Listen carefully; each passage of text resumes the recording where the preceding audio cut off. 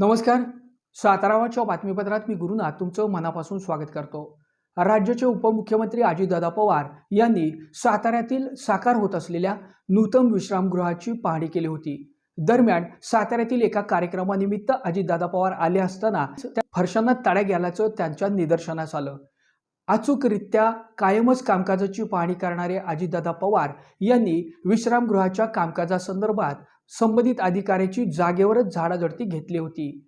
एकूणच नूतन विश्रामगृह उभं करणं या अनुषंगानं अजितदादांचं हे स्वप्न होतं.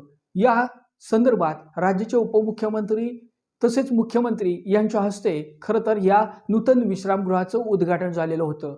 या अनुषंगानं वेळोवेळी या नूतन विश्रामगृहामध्ये पावसाच्या दरम्यान गळती होणं, त्याचबरोबर पोर्चच्या फरशांना तडा जाणं अशा घटना घडल्यानंतर या संदर्भात खरं तर ज्यांनी या संकल्पनेतून काम साकारलं त्यांनीच ही त्रुटी निदर्शनास आणून देत संबंधित अधिकाऱ्यांच्या कामकाजाचं परीक्षण केलं. वास्तविक स्वरूपात अजितदादांनी सूचना दिल्यानंतर संबंधित बांधकाम विभाग खडबडून जागं झालं आणि संबंधित अधिकाऱ्यांनी अजितदादांचा आदेश शिरसावंत बांधून कामाला लागले. त्यानंतर खरं तर त्या तुटलेल्या फरशा पूर्णतः काढून पुन्हा नव्या ग्रॅनाइटच्या फरशा बसवण्यात आलेल्या आहे.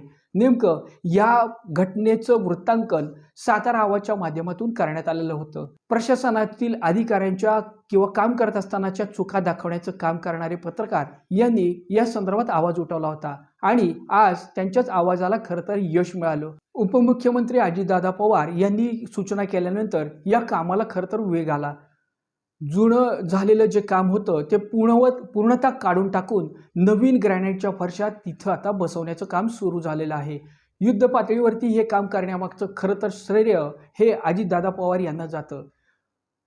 भाताचं शीत तपासणं अत्यंत गरजेचं असतं. संपूर्ण भात तपासायची गरज नाही अशा प्रवृत्तीनं काम करणारे अजितदादा पवार यांचं प्रशासकीय कामकाज नेमकं कसं असतं याचं मूर्तिमंत उदाहरण खरं तर त्यांनी सातारावासियांना पुन्हा एकदा दाखवून दिलेलं आहे.